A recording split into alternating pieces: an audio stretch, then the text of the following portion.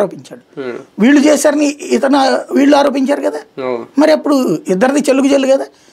మనకి as for democracy నువ్వు ఒక ఆరోపణ చేసావు ప్రభుత్వం మీద, నువ్వు ప్రతిపక్షం ఆరోపణ చేసి ఆధారాలు చూపించమని ప్రభుత్వం అడగచ్చు, అంతవరకే.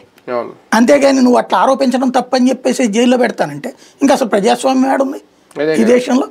బోఫార్స్ కుంభకోణం తర్వాత బీజేపీ వాళ్ళందరినీ జైల్లో వేయాలా, లేకపోతే రఫేల్ కుంభకోణం అన్నందుకు కాంగ్రెస్ వాళ్ళందరూ లోపల వేయాలా? అక్కడ లేదే, పక్క రాష్ట్రాల్లో ఎక్కడ లేదు ఈ సంప్రదాయం. ఆంధ్రప్రదేశ్లో నీ సంప్రదాయం మొదటగా ప్రారంభిస్తున్నామే. ఇది కాదా విధ్వంసం అంటే? ఏది పడితే అది ప్రతిదానికి ఎవడో ఏం మాట్లాడు, మేము ఏదైనా మాట్లాడతాం, మమ్మల్ని ఎవడే అనకూడదు, మేము ఒక్కలో దోసేస్తాం, మా చేతిలో చట్టం ఉంది, మా చేతిలో న్యాయం ఉంది. ఎట్లాగా? కోర్టులు చెప్పినా సరే పట్టించుకోవట్లేదు ఏంటి సార్? అంటే కోర్టులు చెప్పినందుకు వీళ్ళు ఏం చేస్తారు, కోర్టు మారుతున్నాయి, అది కోర్టు ఏం చెప్తుందో ఆ సెక్షన్స్ పెట్టకుండా వేరే సెక్షన్స్ లోకి తీసుకెళ్ళి BNS 111 అది కుదరదన్నారు, ఇప్పుడు అది పెట్టట్లేదు. ఇప్పుడు 352A కొన్ని సోషల్ మీడియా కేసులు కూడా పెట్టట్లేదు. సోషల్ మీడియా కేసులు అయినా 41 నోటీస్ ఇవ్వమంటాం.